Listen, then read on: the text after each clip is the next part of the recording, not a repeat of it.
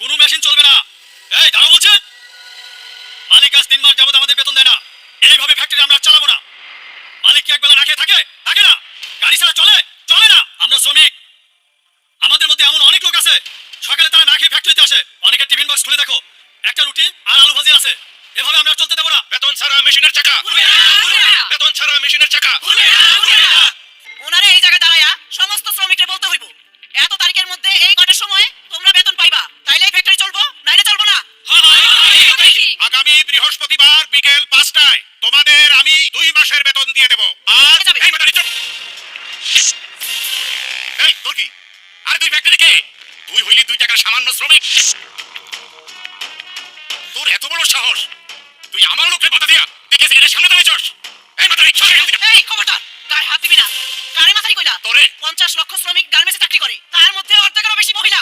তারা শ্রম দিয়ে পোশাক তৈরি করে, সেই পোশাক বিদেশে রপ্তানি করে অর্থ উপার্জন করে। সেই অর্থ দিয়ে তোরা বাড়ি গাড়ি করিস, আর আমরা রুটি মুড়ি খেয়ে সারা দিন কাটাই।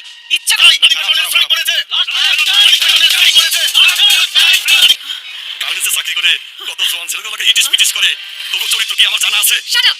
গার্মেন্টসের চাকরি নিয়ে আর একটাও বাজে কথা বলবি না। অনেক শিক্ষিত ছেলেমেয়েরা এখন গার্মেন্টসে চাকরি করে, জানিস? আর সেই গার্মেন্টসের চাকরি নিয়ে তুই বাজে কথা বলিস? অনাহারে অর্ধাহারে থেকে আমরা সৎ পথে উপার্জন করে সংসার চালাই। হ্যাঁ, সৎ পথ উপার্জন। নষ্টমী কোথাকার। জুতা পেটা করে তোর মুখটা বাঁকা করে দেবো। এই ধরনের গর্ভবতী মহিলাকে ছুটি না দিয়ে যারা কাজ করায়, বসেন, যারা শ্রমিকের কষ্ট বুঝে না, বসেন। সেই সব গার্মেন্টসে আমরা বায়াররা কখনো কাজ দিতে পারি না। এই মুহূর্তে সমস্ত অর্ডার আমি ক্যান্সেল করলাম। স্যার, আর মাত্র 3 দিন পর এই মহিলা 6 মাসের ছুটি পাবে, সাথে বেতন বোনাস সহ মাতৃত্বকালীন ভাতা সব পাবে। এটাই। স্যার প্লিজ দেখুন, এই যে খালার ছুটির নোট। দেখি। Sir, I am simply operator of garments. আচ্ছা। বর্তমানে আমরা ILO এর সমস্ত রুলস মেনেই কাজ করে যাচ্ছি। Very good. স্যার, উনি এভাবে চুপ করে বসে আছে কেন?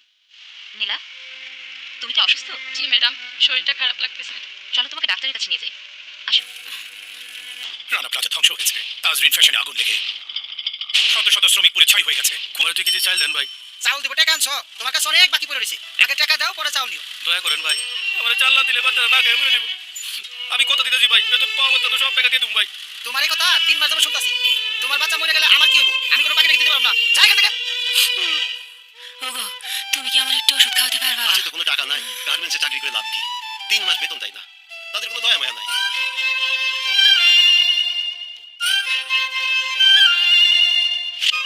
আইন ডাক্তার সাহেব, আইন।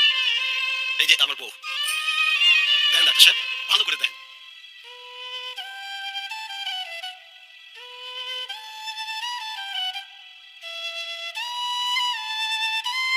সরি রশিদ ভাই, আপনার বউ তো কিছুক্ষণ আগে মারা গেছে। কি করো ডাক্তার সাহেব? আমার বউ মারা গেছে। ও বউ, কথা কব। কি হয়েছে ভাই? আমি গার্মেন্টসে চাকরি করি, কয়েক মাস ধরে বেতন পাই না বলে ঘর ভাড়া দিতে পারি নাই, তাই উনি আমার বাড়ি করে দিতেছে। আমি এত রাইতে বউ পোলাপান লইয়া কই যাবো ভাই? ভাই, আপনি কি বাড়িওয়ালা? হ্যাঁ। ওনাদেরকে একটু থাকতে দিন। এই পোদ্দারি করবি না। আমি কি এখানে এতিমখানা বানাইছি? কি হয়েছে বাবা? ভাড়া দেয়নি বলে রহিম আমি বার করে দিছি। ভালো করেছো বাবা, এরপর আর গার্মেন্টসের কোনো লোকদের আর ভাড়া দেবা না। ওরা বস্তির লোকদের চাইতো খারাপ। চুপ, একদম চুপ। তোরা বাড়িওয়ালা না? আরে ভাড়াটিয়া আছে বলেই তো তোরা বাড়িওয়ালা। কোন যোগ্যতা আছে তোদের? ভাড়াটিয়া না থাকলে তোরা ভিক্ষা করে খাইতি, ভিক্ষা। এই একটা বাজে কথা বলবি না। আরে একটা বাড়ি বানাতে দেখ কত টাকা লাগে। রাখেন, ব্যাংক লোনের টাকা বাড়ি করেন, তাও আবার পরিশোধ করেন না। গ্যাস, পানি, ট্যাক্স, বিদ্যুৎ বিল সবকিছুই তো 2 নাম্বারই করেন। কিছু কিছু শ্রমিকের আসলেও অনেক কষ্ট হচ্ছে। বাড়িওয়ালার তাগিদ, ওষুধ কিনতে পারে না, দোকানদার বাকিতে সদাই দেয় না। সবকিছু মিলিয়ে শ্রমিকরা অনেক কষ্টে আছে ভাইয়া। এটা স্যাটেলাইটের যুগ। বিভিন্ন TV channel, internet, Facebook, WhatsApp, ভাইবারে সারা বিশ্ব দেখে।